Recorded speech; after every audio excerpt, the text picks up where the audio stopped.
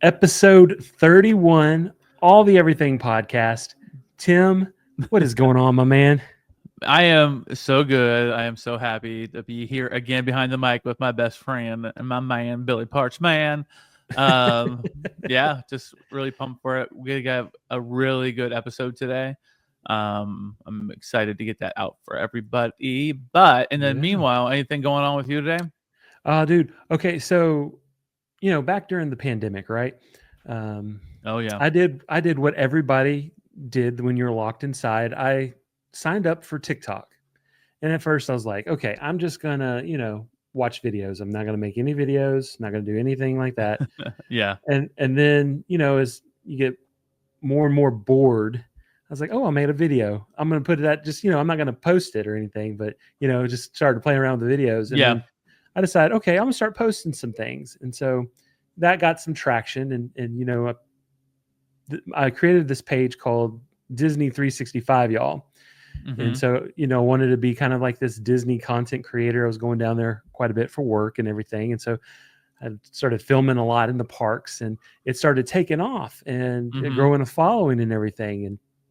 And so I created another page a couple years later, Billy Parchman. I've done a few different variations, and that one was more of just like my weight loss journey and different things like that.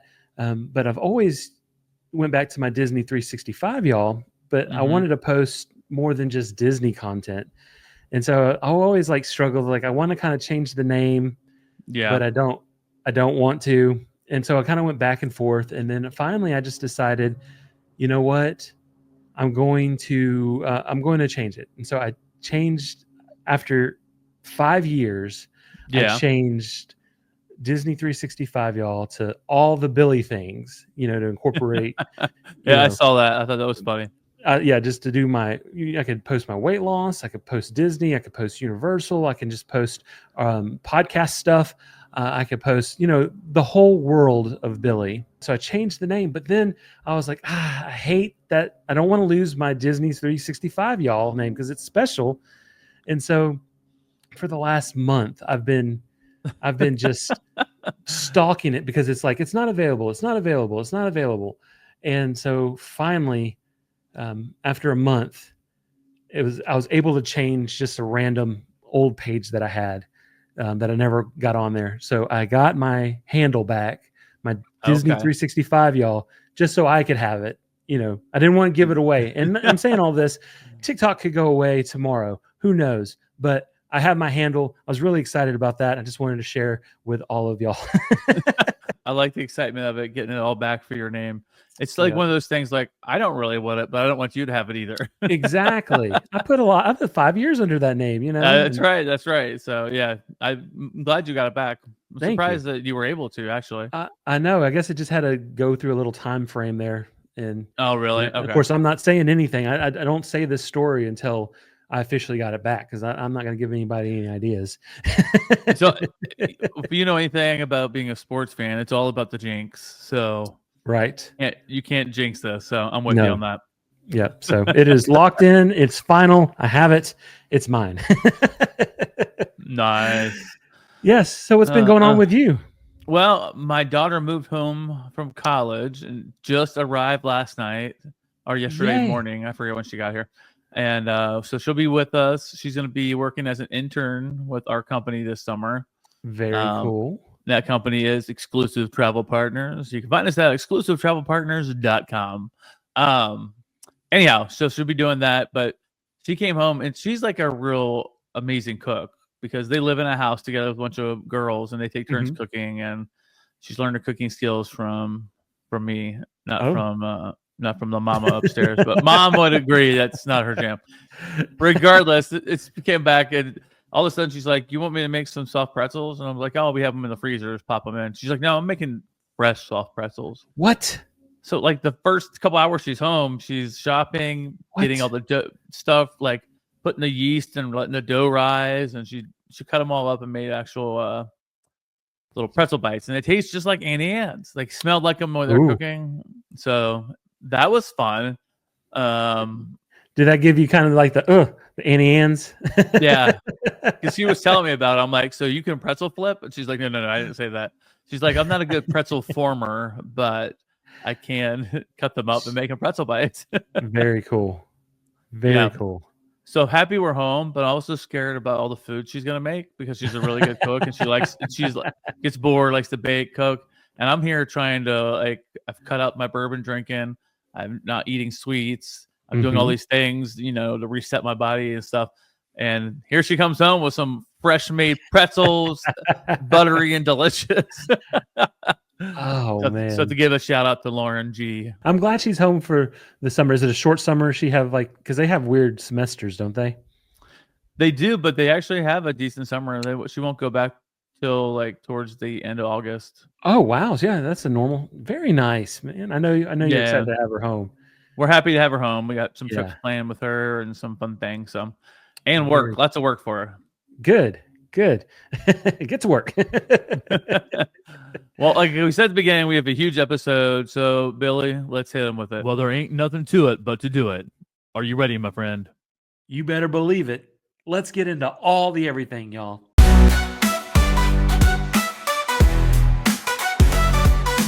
All the everything, we've got it all. We've got it all, small, weird or tall. So grab your snacks, sit back, don't stress. Cause Tim and Billy talk about the randomness. Information prone to UFOs will take you where the weirdness goes. It's two guys talking way too loud about stuff that makes no sense, but we're kinda proud.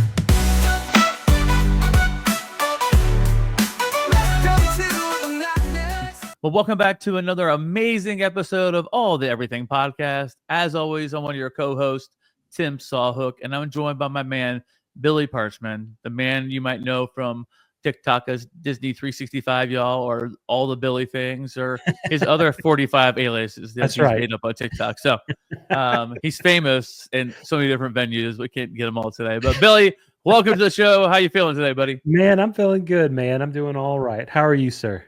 I'm good. Excited for this episode. I'm not saying exciting, and it's so much like a fun episode. And you guys are me laughing along.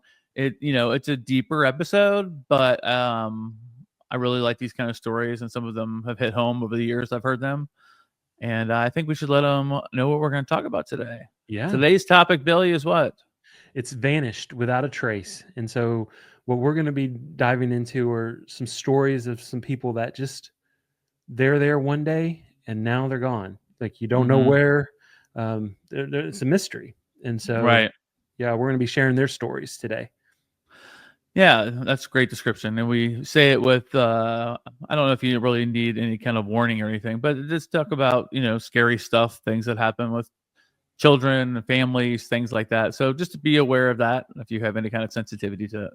But, without further ado, we're going to hop right in. So the one I'm covering first is the disappearance of Maura Murray. And now this is a case, if you typed it in, you would get countless podcast stories, articles, TV shows, things like that about it. I had heard this actual podcast when it launched probably like 8 years ago. And I listened to the entire thing. It just captivated me thinking about this person who completely just vanished without a trace. So I'm going to do my best to give this story back to you guys. So here we go. Vanished in the White Mountains, the disappearance of Maura Murray. So in a cold February night on a quiet mountain road, a lone car sits dented in a snowbank, hazard lights flashing softly in the dark. A young woman, a 21-year-old college student, was seen standing by the vehicle just moments ago. Now, police arrived to find the car empty and the woman gone without a trace. This is the mystery of Maura Murray. In today's episode, we're going to delve into the perplexing 2004 disappearance that has haunted investigators and internet sleuths for over 2 decades now. We'll explore who Maura was, retrace the fateful timeline of her last day, discuss the major theories from a planned escape to foul play or tragic accident, and also examine recent developments that keep this case alive.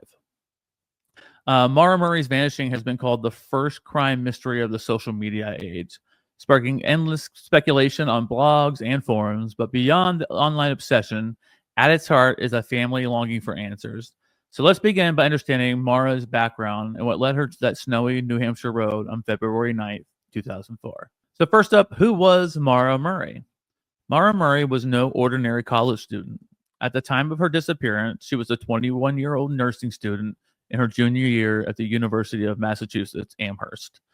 Described as bright and driven, Maura had previously attended the prestigious West Point Military Academy for 3 semesters before transferring closer to home in Massachusetts. She grew up in Hanson, Massachusetts, the fourth of 5 siblings, and was a standout athlete in high school, a star runner on the track team. Friends and family remember her as disciplined and caring, someone they quote as never wanted to burden anybody, according to her sister Julie. Behind the promising exterior, however, Maura had been under intense personal stress in the weeks prior to her disappearance. In late 2003, she faced legal trouble for briefly using a stolen credit card to order food. The charge was to be dismissed after a few months of good behavior, though. Just a few days before she went missing, while working her campus security job on February 5th, 2004, Maura broke down in tears after a troubling phone call with her sister Kathleen. Kathleen had later revealed that she had relapsed into alcoholism that night and upsetting Maura quite a bit. You know, it does break up families so much. Sure. Also that weekend, Maura's father, Fred, visited Amherst to help her shop for a used car. Now, Maura's own car was having mechanical problems. So on Saturday night, February 7th, Maura borrowed her father's car to go to a party. And unfortunately, she crashed it into a guardrail on the drive back around 3:30 a.m. The accident cost nearly $10,000 in damage. No sobriety test was conducted at the scene, but Maura was distraught over wrecking her dad's car. Her father later said that she was distraught, quite distraught about it. Julie recalled that Maura hated to disappoint her father and was likely beating herself over the crash. It seemed like one thing after another was weighing on Maura in those days: family issues, legal worries, and now this costly accident. Sure. So now we're going to talk about the days leading up to her trip, okay? So despite the turmoil, Maura carried out school and secretly made plans to take a trip for a few days. On Monday, February 9th, 2004, Maura Murray emailed her professors and work supervisor around 1 p.m. to say that she'd be out of town for a week due to a quote-unquote death in the family, which was a lie. Ooh. She promised to contact them when she returned. However, earlier that morning at 3:32 a.m., she had even submitted a nursing homework assignment online. And her sister says, who puts that kind of effort in if they plan to disappear? You know, who's putting in the late night effort to get this final nursing exam in if they're just going to, vanish on their own? Right. So indeed, that day, Maura's actions seemed purposeful. She made several phone calls to inquire about lodging in the mountains. She called a condo owner in Bartlett, New Hampshire. It was an area where her family had vacationed before, and a resort information line in Vermont. Maura also picked up accident report forms for her insurance claim on her dad's car for the DMV. Notably, her car was low on reliability, but she still decided to drive it. Something later Julie said was a bad decision given the car's issues she had had before. That afternoon, Maura packed up her belongings in her black 1996 Saturn sedan. Campus police later found most of her dorm room items already boxed up with artwork taken down from the walls. It appeared she'd either packed that day or never fully unpacked after moving dorm rooms 2 weeks prior. So Maura left a personal note to her boyfriend that suggested there had been some trouble in their relationship, printouts of which were left on top of the packed boxes. She didn't tell any friends or any family what her destination was, only that vague email about a family emergency.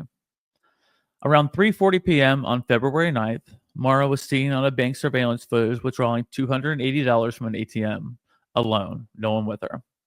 Next, she stopped at a nearby liquor store and bought about $40 worth of alcohol, Bailey's Irish Cream, Kahlua, vodka, and a box of Franzia wine.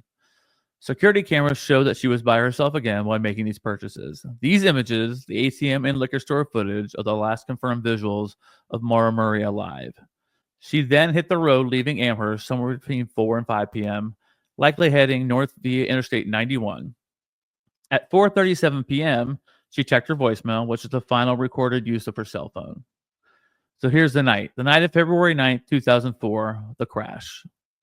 Sunset came on early that winter evening. By 7 p.m., Maura was driving on a rural stretch of Route 112 in New Hampshire's White Mountain region. It was an area she knew from family vacations. She had maps and printed directions with her for Vermont and New Hampshire.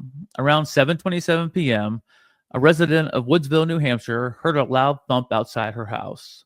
Looking out her window, she saw a car had crashed into a snowbank along the sharp corner by her home. The car appeared to have spun and faced west on an eastbound side of the road. So the neighbor called 911 around 7:27 p.m. to report a single car accident in front of her house. Moments later, a passing school bus driver, a local man named Butch Atwood, came upon the scene. He saw a young woman, Maura, standing by the black Saturn, which had significant damage. The car's windshield was cracked, airbags were deployed, and it apparently had hit a tree or snowbank on the driver's side. Butch noticed that Maura did not even seem injured or bleeding, though she was shivering from the cold. He offered to help and said he could call the police. Maura pleaded with him not to call authorities, insisted that she had already called AAA for roadside assistance. In reality, cell phone service in the area was nearly non-existent, and later checks found that Maura had not even called AAA at all. Sensing something, I know it's crazy, right? So sensing something was off, the concerned bus driver went home, phoned the police despite Maura's request. His 911 call was logged at 7:43 p.m. So during that roughly 15-minute span, only 15 minutes, there was a few other potential sightings. Another neighbor driving home around 7:37 p.m. said he saw a police SUV parked nose to nose with Maura's car at the crash site, but no one in or around the vehicles. This account is puzzling because the official police log shows the first officer didn't even arrive till 7:46. Whether that earlier sighting was a mistiming or an unaccounted detail remains unclear. The official record is that 7:46 p.m., a Haverhill police officer arrived at the scene. Maura Murray was nowhere to be found. In the span of just a few minutes, Maura had completely vanished without a trace. The car was locked and there were no footprints immediately visible leading away into the snow anywhere. The officer's report noted the car's driver's side hit a tree, damaging the radiator and the fan. Inside and outside the Saturn, the officer found red stains that looked like splattered red wine. On the back seat was an empty Franzia wine box, cracked from the crash. So apparently she was drinking and driving the entire time on the way there. Yeah. Just a whole different thing. There was also empty beer bottles in the car. Some of the other liquor Maura bought, vodka, Kahlua, Bailey's, was missing, suggesting that she may have taken those bottles with her or they were thrown from the car in the crash. The officer also discovered Maura's personal items neatly left behind. Her AAA card, the blank accident report forms that she had picked up for that day, gloves, CDs, makeup, diamond jewelry, and driving directions to Burlington, Vermont. Even her favorite stuffed animal and a book about mountain climbing in the White Mountains called Not Without Peril were in the car. Not in the car, however, was Maura's debit and credit cards and cell phone. They were missing and have never been found or used to this day. Also unaccounted for was Maura's black backpack that she likely had with her. It was not in the vehicle when police searched. So, as first responders secured the scene, they noticed another odd detail. There was a rag stuffed into the Saturn's tailpipe. Now, Maura's father later explained that he told her to put that rag in the muffler if the car started acting up as a temporary fix for the smoke. I've never heard of anything like that before. I haven't either. Sounds like something that they do in a cartoon or something. Right, yeah. So I was confused by that. Yeah. Anyhow, so whether Maura did this herself right before the crash, trying to avoid drawing police attention due to smoke, or someone else did it, is another unanswered question. By 8 p.m., EMTs and a fire truck had arrived to clear the accident, and by 8:49, the car was towed away. Police and the bus driver drove the road searching for Maura until about 9:30 p.m. with no success. That night, Maura Murray seemingly vanished into the dark woods of New Hampshire. Now the search begins. When Maura failed to turn up that night, the situation escalated from a car accident to a missing person case. By the next afternoon, February 10th, local police issued a be on the lookout alert for Maura, describing her as wearing a dark coat, jeans, and carrying a backpack. They left a voicemail on Fred Murray's home phone, her dad, around 3:20 p.m., saying Maura's car was found abandoned. Maura's father was working out of state and missed that message. He learned of the situation later that evening from other family and who had contacted the Haverhill police. On February 11th, Maura's father, Fred, arrived in New Hampshire before dawn to assist in the search. New Hampshire Fish and Game officers, along with local police and volunteers, began combing the area. Tracking dogs were given one of Maura's gloves to sniff, and they traced her scent from the crash site eastward along the road for about 100 yards, and then abruptly lost the trail. This strongly suggested to officials that Maura got into another vehicle. In other words, she did not wander off on foot much beyond the scene. Later that day, Maura's longtime boyfriend, U.S. Army Lieutenant Bill Roush, arrived with his parents to join the search. Bill was questioned by police as a standard, and he has denied any involvement, having been stationed in Oklahoma at the time. In a strange, So in a strange turn, Bill received a voicemail on his phone during his flight to New Hampshire that sounded like Maura sobbing. The call was traced to a calling card issued by American Red Cross. To this day, the meaning of that message remains unclear. Was it Maura, a prank, or just a bizarre coincidence? In the first 5 days, authorities floated the theory that Maura Murray may have run away or even taken her own life. The day after the crash, the Haverhill police told reporters that the concern was for Maura that she was upset or suicidal. On February 12th, police issued a statement listing her as endangered and possibly suicidal, and noted that she might be headed to Cancamangas Highway area. So I'm doing my best on that, in the White Mountains. They thought Maura might have been intoxicated and wandered to the wilderness after the accident, though the bus driver, said that she did not appear drunk. Maura's family forcefully disagreed with the idea that she'd harm herself or disappear on purpose. They pointed to her actions earlier that day, packing school books, emailing professors about a brief break, as she's intended to come back all along. Within a week, the case gained national attention. Maura's disappearance was covered by CNN and other outlets. The FBI joined the investigation 10 days later on February 19, 2004, and the search broadened nationwide. Extensive ground and air searches were conducted. Helicopters with thermal imaging scanned the forest, and teams of cadaver dogs also scoured the area. Yet no definitive trace of Maura was ever found. In late February, searchers did find a potential clue, a pair of women's underwear in the snow on a trail near the crash site. But DNA tests showed they did not belong to Maura. As winter turned to spring with no sign of Maura, her family persisted. Fred Murray returned to the area nearly every weekend to search on his own. He knocked on doors, even trespassed on private property as in a desperation, leading to some tensions with locals and the police as well. By April 2004, law enforcement started to publicly downplay any criminal angle. New Hampshire and Vermont police issued a statement saying they believe Maura left the scene voluntarily, possibly catching a ride from someone else to continue to an unknown destination, and they had no evidence of a crime. They also dismissed the speculation that a serial killer was involved in that region. Around the same time, another young woman named Brianna Matland vanished from a car accident in nearby Vermont, drawing comparisons, but the authorities found no link between the two. Isn't that kind of odd? Yeah, for sure. It's almost exactly the same thing that happened to Maura, that just completely disappeared. Over the coming months and years, sporadic leads emerged that in the summer of 2004, police and volunteers did additional searches once snow had melted, hoping to find any sign of Maura or her belongings. In July 2004, a massive search of a 1-mile radius around the crash site involving nearly 100 people again found nothing conclusive. The elusive black backpack she had never ever recovered that she had taken with her. One early tip came from a local around late 2004. A man turned in a rusty, blood-stained knife to Fred Murray, claiming it belonged to his brother, who lived less than a mile from where Maura's car was found.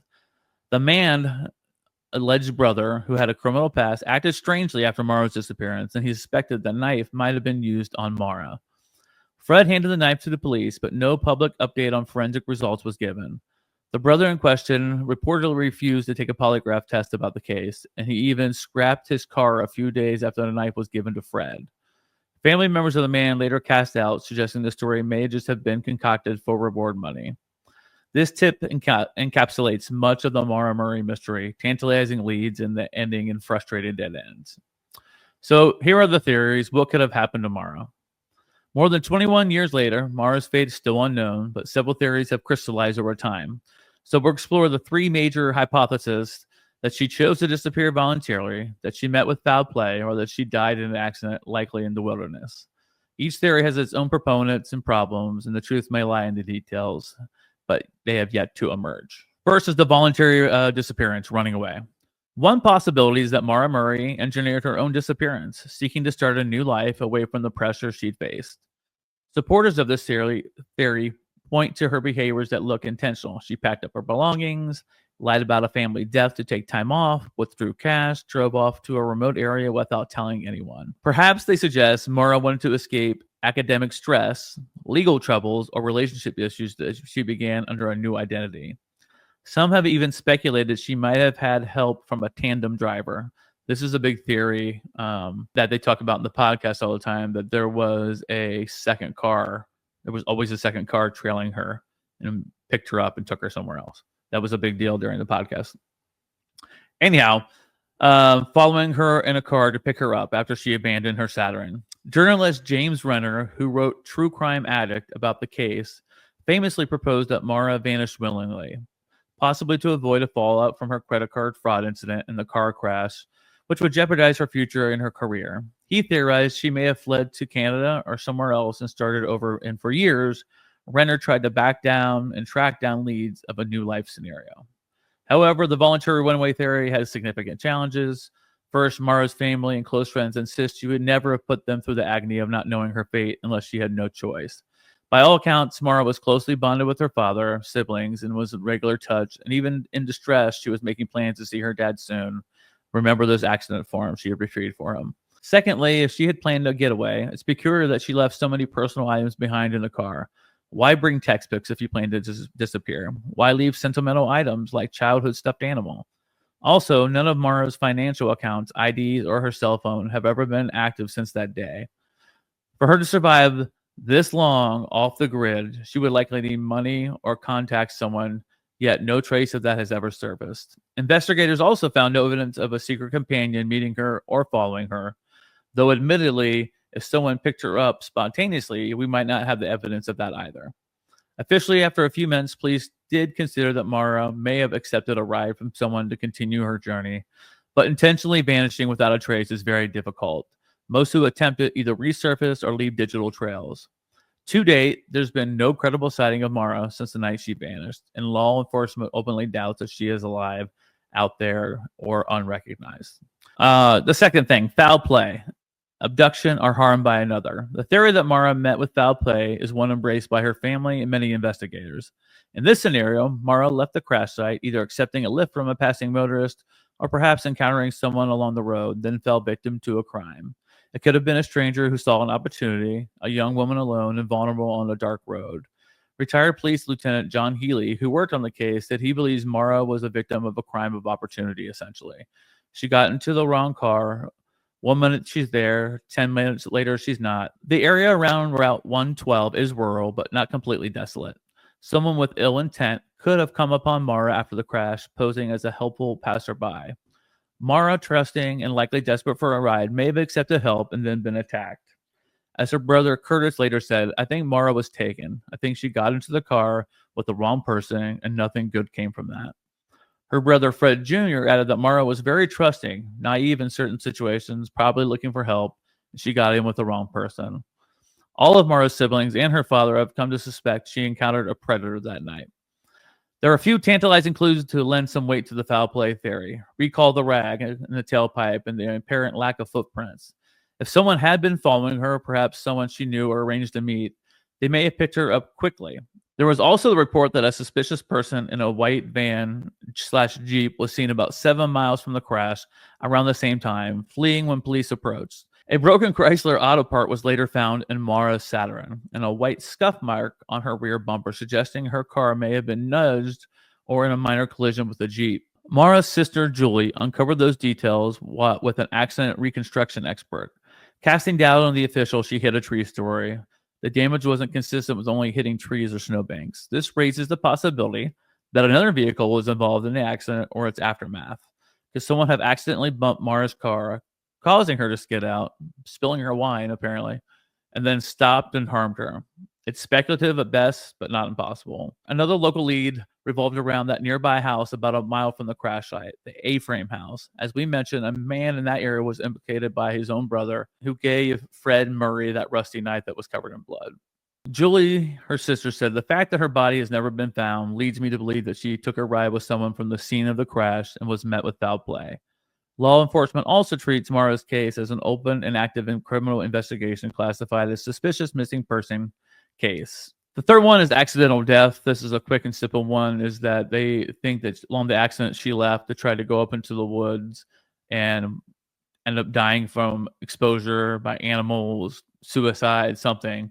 And during that time was completely lost from the woods and from the accident scene. So that was that final one. I'll give you the final stuff right here. These are final developments and unresolved questions. As of 2025, the disappearance of Maura Murray remains unsolved, but is far from a dormant cold case. The case is considered active. New Hampshire police say they follow every lead. In fact, in 2022, the FBI officially added Maura's case to its violent criminal apprehension program, creating a national profile to help to cross-reference any potential related crimes. Around the same time, authorities conducted new searches in nearby towns of Llandaff, Easton, New Hampshire in July of 2022. Though the results of those efforts haven't been made public, on the 20th anniversary of Maura's disappearance in February 2024, the New Hampshire Cold Case Unit released an age-progressed image of Maura, what she might look like in her 40s. This updated rendering, created by an FBI artist, is an appeal to the public. If Maura is out there, if someone recognizes this woman and could be her, please come forward. Authorities are very careful to state this doesn't mean they have new information on her well-being. It's a routine step in a long-term missing persons case. Maura's family has been unwavering in their quest for answers. Her father, Fred Murray, has pressed the investigation at every turn, petitioning the governor of New Hampshire in 2005, filing lawsuits for case files, and always keeping the media attention on his daughter, Maura. He even met with 2 different New Hampshire governors over the years at anniversaries of the disappearance to plead for more action. So, in conclusion, after all these years, the question of what happened to Maura Murray endures. Was she a young woman overwhelmed by life who chose to disappear into a new one? Was she the victim of a chance encounter with a dangerous stranger on Route 112? Or did she tragically wander into the wilderness and evade all attempts to find her? Each possibility is like a piece of a puzzle that won't quite fit, lacking that final bit of proof. For Maura's family, the nightmare of not knowing continues. They hold on to hope, however slim, that someone out there has a piece of information that could break the case wide open. As her sister Julie said, even after 21 years, one listener could hold the key to unlocking the mystery. The authorities echoed that sentiment. They encourage anyone with any knowledge, no matter how minor it may seem, to come forward. I told you it was a juggernaut of a story. Yeah. God bless. But there's so many details to this thing. So what do you think hearing that, Billy? Like hearing all the stuff I just went into, what do you think? I think she got in the car with the wrong person.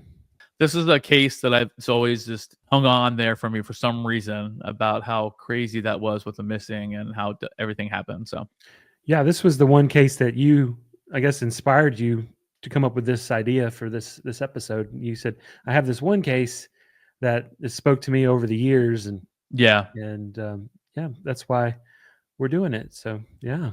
But we have other stories to get to, and Billy, you're up next, my friend. Yeah. Okay. So with our next story, this series, these are stories of people who, walked out the door, took a drive, went for a walk, and then they were just never seen again. No answers, no closure, just questions. And so today I'm going to talk about one story that just stuck with me the most, not because of what we know, but because of what we don't. It's a story of Brandon Swanson. So just picture this. You're 19 years old, finals are over, you just wrapped up your first year of college, you celebrate with some friends, nothing crazy, just a few drinks, some laughs. One of those nights that feel kind of like a rite of passage into adulthood. Then you say your goodbyes, you get in your car, you drive off into the dark. But for Brandon Swanson, that drive never ended. It's the early morning hours of May 14th, 2008, just after 1 a.m. Brandon calls his parents. His voice is calm, maybe just a little annoyed. He tells his mom that he drove into a ditch in the town of Lind, Minnesota. The car is not damaged, it's just stuck, and he asks them to come pick him up. Now, his parents, Annette and Brian, they don't panic. They throw on their clothes, they grab their keys, and they drive out into the night. It's Minnesota farmland. It's long, dark roads that stretch for miles without a single street light. There's grain silos, empty fields, and the occasional flicker of a light from a farmhouse in the distance. They pull up to where Brandon says he is, but there's no sign of him. No car, no Brandon.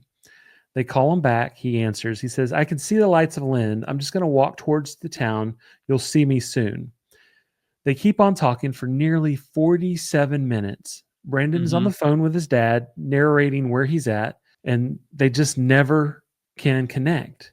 Brandon insists he's near Lynn, but you know what? He's not. Things started to feel off. In that phone call, Brandon says he's walking on a gravel road. He mentions the lights in the distance. He says that he's cutting through fields and he's trying to get to a place where they can meet up. Then around 2:30 a.m., there's a pause on the line, a noise, and Brandon says, and I quote, "Oh shit." And the phone goes silent. It's not disconnected. It's not a dropped call. It's just silence. Annette and Brian, they try calling him back again and again. The phone rings, but no one answers. Eventually, it stops ringing altogether and just goes straight to voicemail. They call the police. And this is the part that just really makes me angry, okay? The police tell them he's an adult. He has the right to go missing, is what they tell the parents. I hate that. And they don't treat this as an emergency, even though he's alone on the phone and then just vanishes. Eventually, after pressure from his parents, a search begins. And they do find Brandon's car, but here's the twist. It's nowhere near Lynn. He had been over 25 miles away near a town of Tanton, Minnesota. That means every direction he gave was wrong. Not because he was lying, but he just thought he was in a completely different place. So think about that. Brandon was wandering through fields and on back roads in the pitch black darkness, surrounded by farmland, totally unaware of the lights that he saw. They weren't a town. They were actually the distance lights of a farmhouse. Okay. Dogs were brought in, cadaver dogs. They picked up Brandon's scent, a clear trail that follows the road, then cuts through a field, and then finally down to the banks of the Yellow Medicine River. The scent continues on the other side of the river, like he crossed somehow. But then it just ends abruptly. There's no body, no torn clothes, no phone, no sign of struggles, nothing. Did he fall into the river and drown? It was shallow at the time, and searchers combed it thoroughly, and there was no evidence that ever supported that. Did he run into somebody while he was out there? Was someone else on the road that night? People still argue over the phrase, "Oh shit." What does that mean? Was he startled? Did he fall? Did he see someone or something, like something coming at him? You know, that was the last words that they ever heard him speak. And that's haunting. And so what was that all about? His phone never turned back on. His body never has been found. Not a single confirmed clue in over 17 years. Jeez. Brandon's disappearance changed the way missing adults are handled in Minnesota. So if there's any positivity that comes from this terrible situation, his parents helped pass Brandon's Law, which requires police to begin searching immediately when an adult goes missing under suspicious circumstances, which he had. The law has, I know. This law has likely saved many lives, but unfortunately, it did not save Brandon's. He would have been 36 years old today. His parents still leave the porch light on every night, just in case he finds his way home. We would like to think that this world is all mapped out, and that with GPS and phones and search teams, people don't just disappear anymore. But the truth is, all it takes is one wrong turn, one dark road, one moment, and you're gone. This is the story of Brandon Swanson. Nice job, man. Nice job. The detail you give about picture being in the pitch black, walking through like this field and not seeing anything except for some distant lights, being alone. And that final thing, he goes, "Oh shit." could have Mhm. meant like 20 different things. 20 But different things, and then just silence. And yeah, gosh, I just Yeah. as a parent, just imagining that kind of thing is just haunting. And yeah, you know, those poor parents, that those were the last words that you hear. You know, you don't know what it was from, and it's yeah. God bless. You know, Whew. Yeah, that was a heavy one. yeah. All right, moving along. We both have a few more stories to share. Mine won't be nearly as long as my first one, guys. So you don't have to buckle up that hard because that was a long one. All right, today we're going back to one of the most infamous and heartbreaking disappearances in American history. A case that sparked a nationwide movement, changed laws, altered how parents approach freedom for their kids, and ultimately remained shrouded in mystery for decades. This is the story of Etan Patz, a 6-year-old boy full of life, curiosity, who vanished on a bright spring morning in New York City and was never to be seen again. So let's go back to that day, May 25th, 1979, the day that would change literally everything. So the morning he vanished, Etan Khalil Patz was just a few weeks shy of his 7th birthday. He lived with his parents, Stanley and Julie, and with his 2 siblings in a second-floor apartment in Soho. Back when Soho was a grittier, quiet part of Manhattan filled with artists and old warehouses. Now it's like for the super uber rich. Yeah. Anyhow, that morning, Etan asked his mother if he could walk to the bus stop by himself for the first time ever. It was only 2 blocks away. He had begged for this small bit of independence, and his mother finally agreed. It was a decision many parents have made without a second thought. This one could haunt her forever. Mm. I would never let my 6-year-old go walking to anywhere.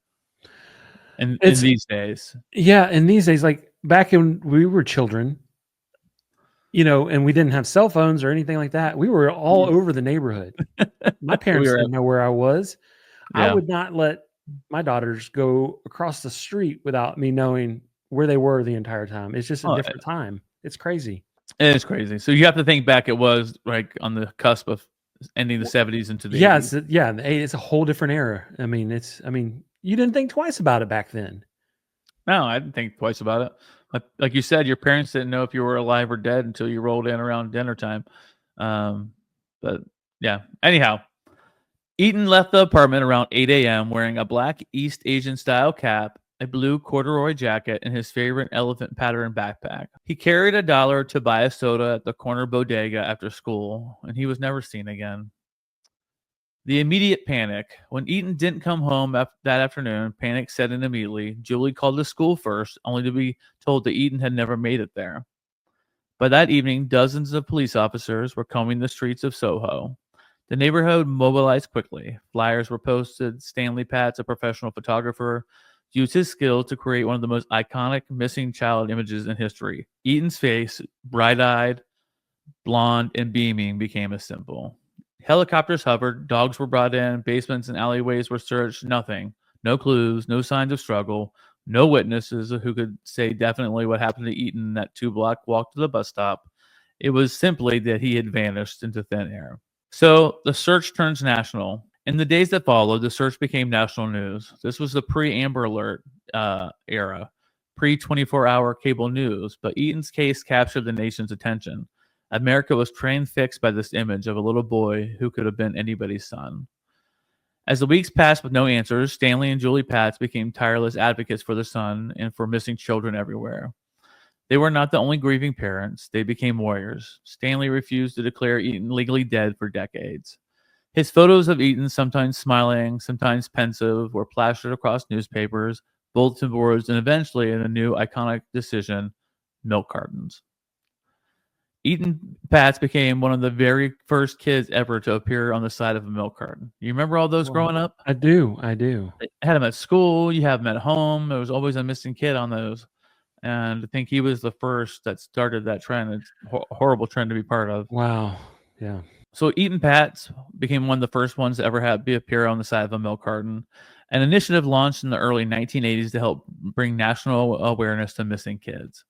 If you were alive back then, you probably remember it, sitting at your breakfast table, looking at your carton of milk and staring at the face of a child who was missing as you ate your cereal. It was chilling, and it worked. Millions of families solved Etan's fate each day. His disappearance led directly to the creation of the National Center of Missing and Exploited Children in 1984. His story also prompted then President Ronald Reagan to declare May 25th, Etan's disappearance date, as National Missing Children's Day. So we got to think about that coming up in 10 days, how many people are going to be suffering and celebrating memories of, and just dealing with that pain all over again. Wow. Heart goes out to them. It really does. But despite all of this, despite being one of the most well-known missing person cases in history, no trace of Etan was ever found for decades. Theories and false leads. There were plenty of theories. In the early 1980s, suspicion briefly fell on Jose Ramos, a convicted child molester who dated Etan's babysitter at one time. Ramos admitted to being with a boy that matched Etan's description on the day he vanished, but he stopped short of confessing. While Ramos was never criminally charged in Etan's disappearance, the Patz family won a civil judgment against him in 2004. Ramos was even declared responsible for Etan's death in the civil court. Still, however, no criminal conviction was ever secured. So the years passed. The pain never went away. The family kept Etan's room the same for decades. His toys remained untouched, toothbrush still by the sink. And then, decades later, a confession. In 2012, 33 years after Etan had vanished, a man named Pedro Hernandez walked into a police precinct in Camden, New Jersey. He told authorities they had something to confess. Back in 1979, he claimed that he had lured Etan into the basement of a convenience store that he worked at just blocks from the Patz residence. He said he offered the boy a soda and then he strangled him. He put the body in a box and left it on the street, and he said it was taken away with the trash, which just absolutely just disgusts me. Authorities were stunned. Hernandez had never been on their radar at all. He was a quiet man, soft-spoken, and mentally fragile. He had schizophrenia and a low IQ. There was no physical evidence, no DNA, just his words, and those words would launch one of the most controversial and emotional trials in recent history.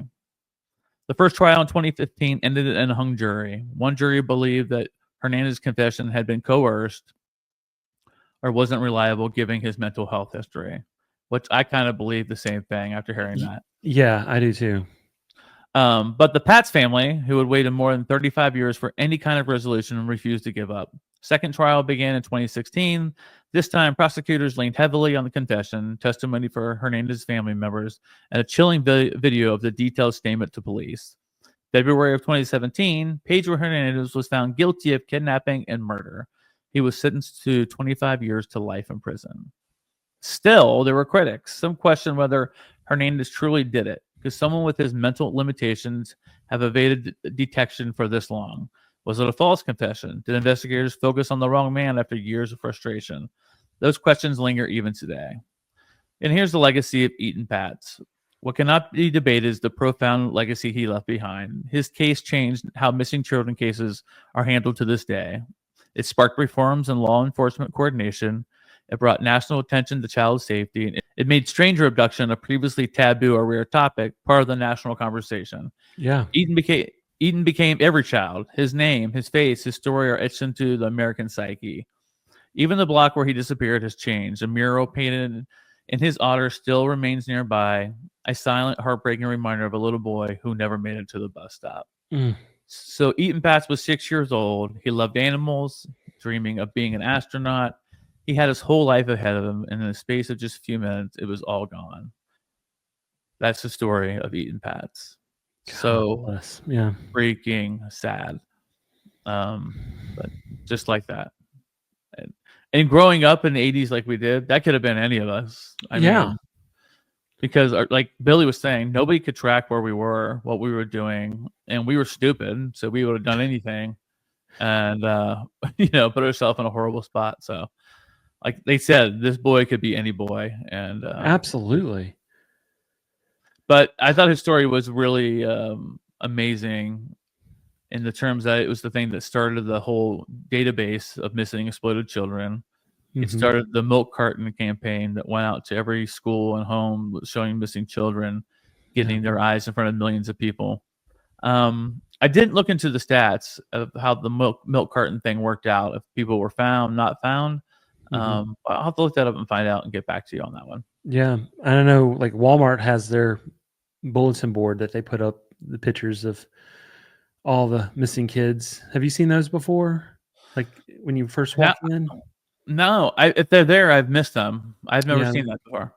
they usually have like just like tacked up posters Mm. of different missing children in, I guess, the area or close by or wherever. Gosh, so sad. But it's an important story to share. Just, Yeah. it could save somebody else's life. But it's haunting. Oh, God bless. No, it's not. I know. It's awful. It's so awful. Mhm. All right, Billy, you're up, my friend. Okay, my next story is one that just messes with your head. It's almost like a urban legend that's told around a campfire. A Mhm. guy walks into a bar. He has a couple of drinks. He flirts with a girl. He laughs with friends, and then he's gone. No one sees him leave. No one sees him afterwards. Um, Security cameras catch him going in, but not coming out. Mm. So this is the story of Brian Shaffer, and it's one of the most unsettling vanishings in modern American history. So it's March 31st, 2006 in Columbus, Ohio. Brian Shaffer is a 27-year-old med student at Ohio State University. He's obviously a bright guy, friendly, a little shy, but he has a goofy sense of humor. Mhm. He's in his second year of med school, and finals are coming up. I remember those years completely. It's a lot. So he's been grinding really hard.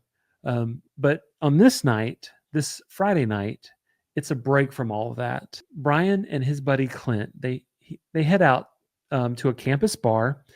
It's the start of spring break. The weather's starting to warm up, and they hit a couple of places, but they land at the bar that's called the Ugly Tuna Saloona.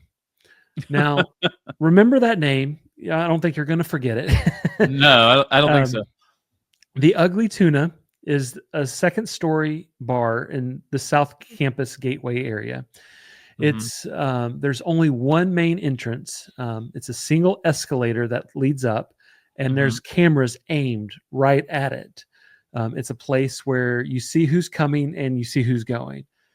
Brian and Clint take some shots. They run into some other friends. Everyone says that Brian's in a good mood. He's laughing. He's relaxed. He's just enjoying it. He's enjoying the night. At around 1:15 a.m., Brian is seen on surveillance footage standing outside the bar with two women. He talks to them for a few minutes, and then he walks off camera back towards the entrance of the bar. That's the last time anyone sees Brian Shaffer. Wow. Ever. So let me repeat that. Like security footage shows him entering the Ugly Tuna, but never leaving.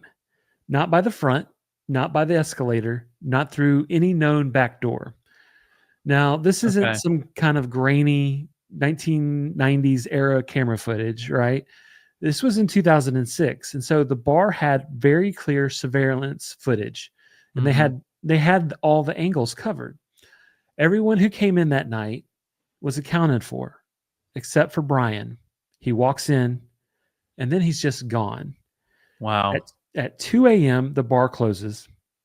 Clint and their friends, Meredith, they start looking around for Brian. They call his phone, no answer. They check the bathrooms, no sign. They assume he just left without saying goodbye. Maybe he just went home. Maybe he met someone. It's not like disappearing was normal for him, but at this point, it's not like a red flag. The next day, Brian doesn't answer his phone, or the next. He doesn't show up for a flight that he had booked with his girlfriend to go to Miami. That's when all the bells started, the alarm bells started going off. Police are called. They start to dig in. They analyze hours of footage. Every person is seen leaving the bar except for Brian. They check out the other exits, the emergency stairwells, the loading docks. They talk to every employee. Nothing. Some people suggest that he changed clothes and slipped past the cameras. Others wonder if he somehow exited through like a back construction area, which would have been very dangerous, full of debris and like the scaffolding and all that stuff. But it was a possibility. But it was a possibility. Okay. But They didn't find anything, no pieces of clothing, no blood, no body. There was nothing, no trace. It was just like the bar swallowed him. So let's talk about Brian's personal life. He wasn't a guy that was looking to run away. Right. He was close with his family. In fact, he had recently lost his mother to cancer, and he was devastated, but he was coping. His dad said that Brian had been handling it the best that he could. He did have a serious girlfriend. Her name was Alexis, and they were talking about getting married. They had a vacation planned. Everything was booked. There was, they had a life, no red flags, no reason to disappear. And yet he was never seen again. He never used his bank account again. He never used any of his credit cards. It was just like time had stopped on April 1st, 2006. Wow. And this is where things get really unsettling. Months after Brian vanished, his girlfriend kept calling his number like every day. And then one night, instead of going straight to voicemail like it usually did, it rang 3 times. She freaked out. She called the police. They traced the call. I guess it pinged off a tower in Hillard, Ohio, about 14 miles away from Columbus. Yeah. They couldn't get the exact location, but no other activity followed after that. The phone was never used again. So was it a glitch? What happened? Was it like a single bounce? Was it, did it like merge with somebody else's phone? Like there's a whole bunch of technical things that could have happened. There were rumors, theories. People started to speculate that Clint, his friend, knew more than what he was saying. Clint lawyered up almost immediately and refused to take a polygraph test. He was never charged. Yeah. Never officially considered as a suspect, but some people believed that he knew more than he was saying. Some other people believed Brian staged his own disappearance. He wanted to start over. But why would somebody in the middle of medical school with a vacation booked with a girlfriend and a family that was grieving like a recent loss just walk away? Right. Others think that something happened inside the bar, something dark. Maybe somebody hurt him and his body was hidden before anybody else noticed. But again, this was a packed bar with cameras and not one person saw or heard anything. He was there and then he wasn't. Brian's dad, Randy, searched for him tirelessly over the years. He handed out flyers. He appeared on TV. He worked with detectives. But in a tragic twist, Randy died in a freak accident in 2008 when a tree fell on him during a windstorm. Oh, that's so awful. That's horrible. Now, Brian's younger brother, Derek, he had to carry the burden of wondering where his brother went, whether he was alive, whether he suffered, whether some tiny overlooked clue is still in an old case file. Brian would be 45 years old today. And if you were to go to the ugly Tuna Saluna now, unfortunately, you can't. It closed back in 2018, but people still talk about it. They still wonder what happened in that space between the walls and cameras. They still imagine a secret hallway, a missed angle, or something, a stranger. Something that can't be explained with logic or evidence. The world isn't supposed to work like this. But sometimes a person walks into a bar and never walks out. Wow. Could you imagine? Man. No, I mean, actually, so when you brought the story up, I knew about it because it was really heavily covered here because we're about 90 minutes from Ohio State's campus. So it was all over the news here about his disappearance and stuff. But I didn't know hardly any of those details that you had talked about. Man, what's going on with his friend? That seems some shadiness. Yeah, if you don't have anything to hide, why not take a polygraph? Clear your name, not just create frenzy. You know what I mean? Yeah. Wow. So, yeah, but he was not even considered a suspect, they said. I guess after that little bit of questions, I guess he had some good lawyers that put a stop to it. I don't know. Okay. I don't know. Well, we never know. Well, maybe one day we'll find out. All right, let me get on to my final story of Vanished Without a Trace today. I'm going to be talking about the Sodder Children mystery. Hmm.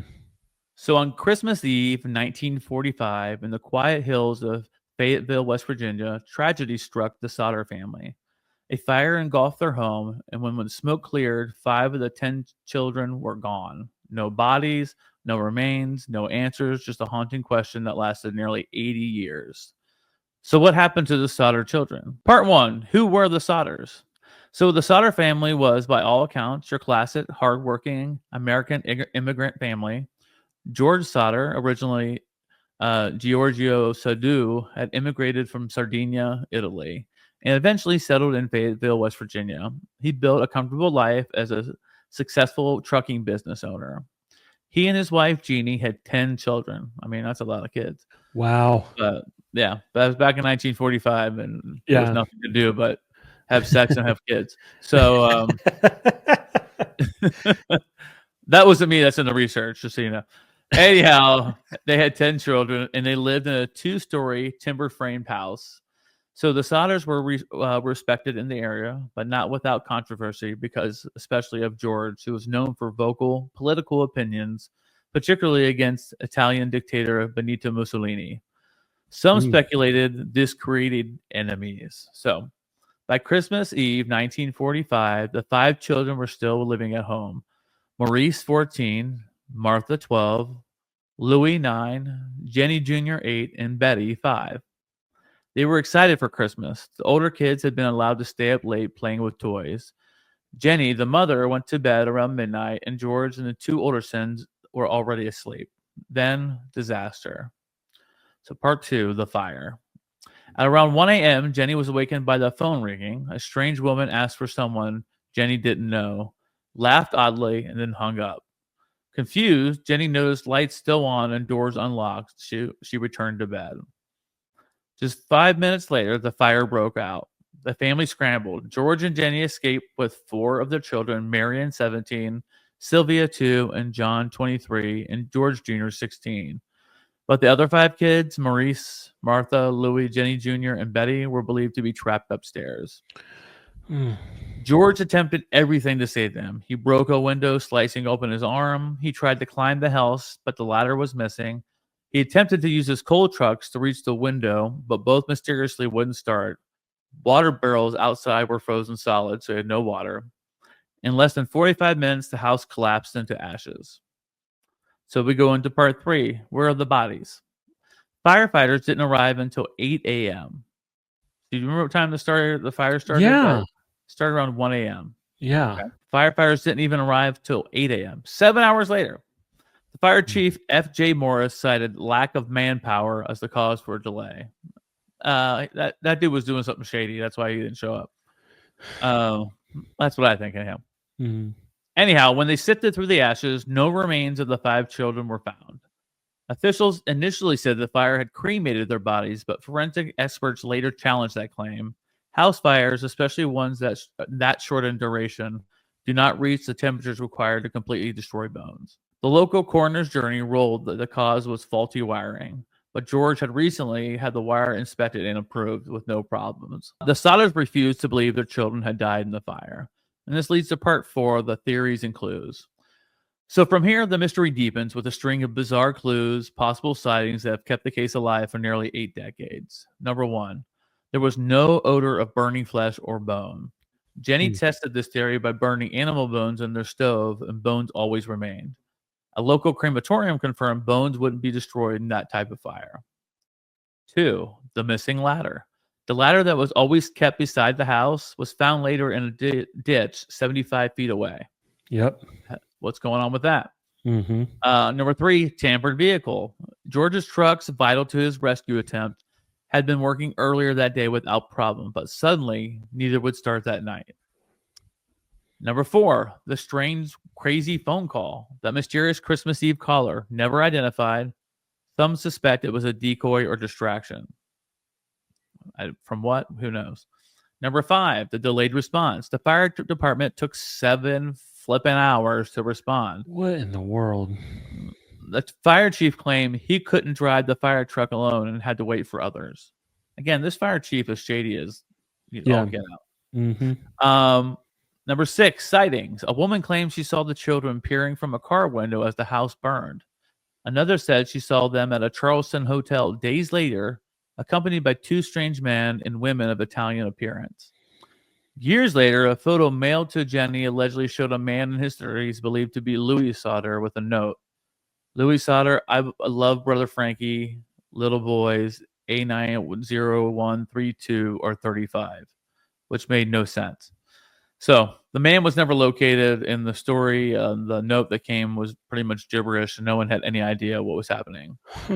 Part 5, the lifelong search. The Sodders spent the rest of their life searching. George printed billboards, took out newspaper ads, and offered a $5,000 reward, which was later raised to $10,000. They received hundreds of tips, most of them false or unverifiable. Yeah. They rebuilt their home and constructed a memorial garden on a large billboard facing the highway for over 40 years. The family displayed the children's photos and the message. What was their fate? Kidnapped, murdered, or still alive? George, however, died in 1969, and Jenny wore black every day after the fire until she passed away in 1989. After her death, the billboard was taken down. Their youngest daughter, Sylvia Sodder, who was 2 at the time of the fire, became the keeper of the family story. Even in recent years, she stated, "They were taken. I believe that firmly, and I will until the day I die." Part 6, modern perspectives. There's no official resolution that has ever been reached about the Sodder case and is now a staple in the annals of American mysteries and unsolved disappearances. The FBI eventually declined to intervene, stating it was a local matter. Today, the case raises critical questions about police incompetence, possible foul play, and the treatment of immigrant families in post-war America. The house fire, the phone call, the sightings, and the photo, it all seems too orchestrated to be to match the tragic accident. Could the Sodder children have been abducted? Were they taken as revenge for George's political views? Or could they have grown up never knowing who they really ever were? To wrap this up, 5 children vanished into smoke and shadow on that Christmas Eve. They were either consumed by flames or swallowed by a darker conspiracy. One thing is certain, the Sodder family never gave up hope, and neither should we, because even after all these years, someone, somewhere, knows the truth. And that is the story of the Sodder children. Have you ever heard that one before? I have not, but yeah, I believe that they were taken as well, just from the information I heard. It's a crazy story. That is a crazy story. All the things didn't add up about the ladder. I mean, if you do deeper research, the ladder was always by the house, always, for emergencies like that. Why was it found 75 feet away in a ditch? Makes no sense. His vehicle working perfectly fine forever. That night, neither of them would start. Just a lot of things that didn't add up. And then they find no bodies after the place burns to the ground. There's nothing around. So yeah, they weren't in the house. I believe that. God bless. What struck me about the story was children, for one, which always is a soft spot, but how it wasn't just one person who went missing and vanished. It was 5 vanished without a trace, never to be seen again. So I thought that was a really crazy story. Yeah, I agree. Man. All right, Billy, you're up. You wrap us up today, sir. Okay, so for our last story of the day, this story kind of feels like a psychological thriller in real life. It's a man on vacation, a minor injury, a strange encounter, and then paranoia, fear, and confusion. He runs for his life, like literally out of an airport in broad daylight, and then is never seen again. So this is the perplexing case of Lars Mittank. It's one of the most chilling disappearances in the world. Lars was 28 years old in the summer of 2014. He's just a regular guy from Germany. He's quiet, easygoing. He worked as a power plant technician, and he loves soccer, as a lot of folks do. He had a steady girlfriend, no mental history, no criminal background, just your average dude, right? So in late June, Lars and a group of his buddies, they took a vacation to the Bulgarian sea side called Golden Sands. If you've never heard of it, just if you imagine spring break, but in Europe, cheap drinks, beaches, Gotcha. parties, clubs. It's like what Panama City Beach used to be on the MTV. Like you think MTV spring break back in Back in the the day. It's, day, it's not yeah. like that no more. But No mo. yeah, Yeah. so just think of Golden Sands like that. Okay. And so, he went away for fun with his buddies, just some guys getting away from work for a week. Everything started out normal until it Mhm. wasn't.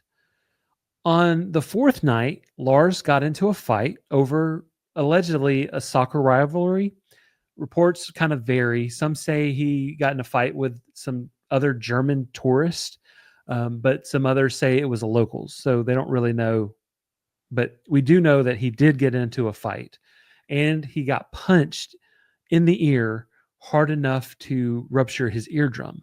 Oh, wow. And if you know anything about eardrums and flying, they do not mix. No bueno. Yeah. So he does go to the local doctor who examines and says, "Yep, you're not flying anytime soon. The pressure change from the flight could just mess up your ear even more." And so his friends fly home and Lars stays behind for a few extra days so he can heal. He checks into a cheap hotel near the airport alone. Mhm. And this is where things take a hard left turn and they start to get weird. Almost immediately after his friends leave, Lars' behavior just completely changes. He calls his mom in a panic and he whispers onto the phone. He goes, "I'm being followed.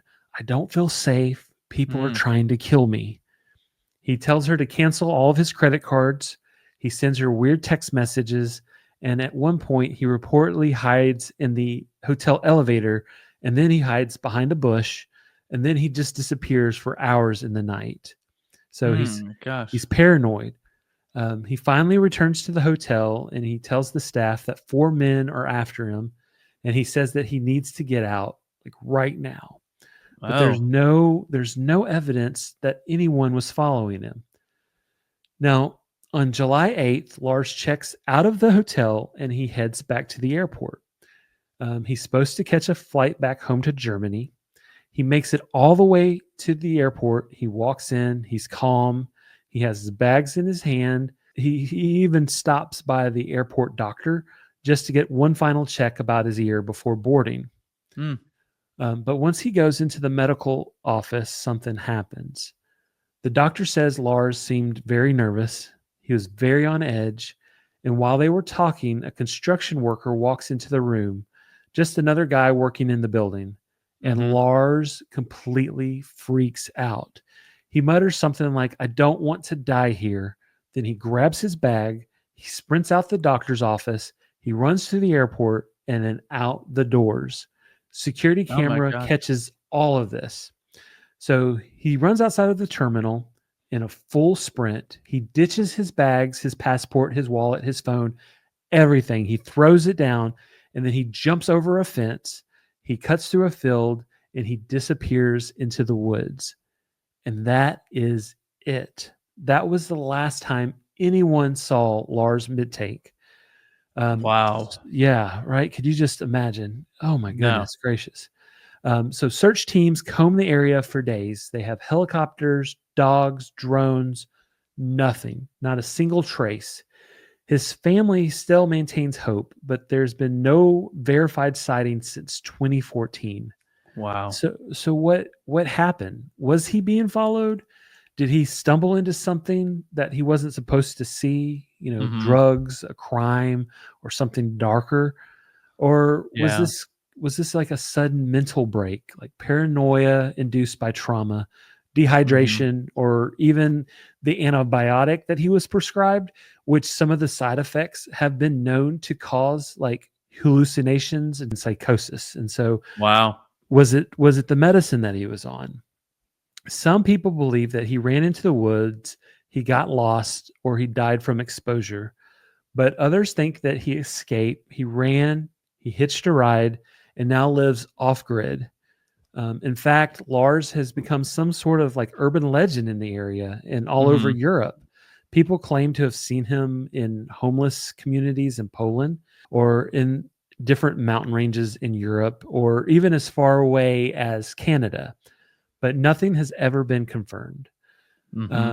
There's something about that final footage, the image of him sprinting out of the airport in broad daylight, that is just deeply unsettling.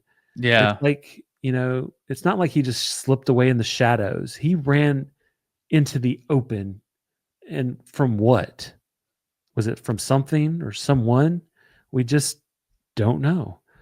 Now it's been over a decade. Lars would be in his late 30s. His family still keeps a website running. They still follow up with every tip, every sighting, every blurry photo. And they're still waiting. They're still hoping. Oh, goodness gracious. Wow. That one is, they're all these stories today are really tragic and crazy, but that one's crazy. Yeah. It's he not, takes off, leaves everything and jumps a fence and then is gone. And then he's gone. He's gone and then not found, like no traces. It's not like he jumped in the fence and then, fell down like a mountainside, they would have found him. Yeah. That's really strange. Yeah. That was a good one. That was a good one. Yeah, that was great. You did a great job on that one. Thank you. Thank you. We hope you guys like this topic today, the Vanished Without a Trace. We got some really good stories. I'm sorry my first one was crazy long, but there's so many details to share about that.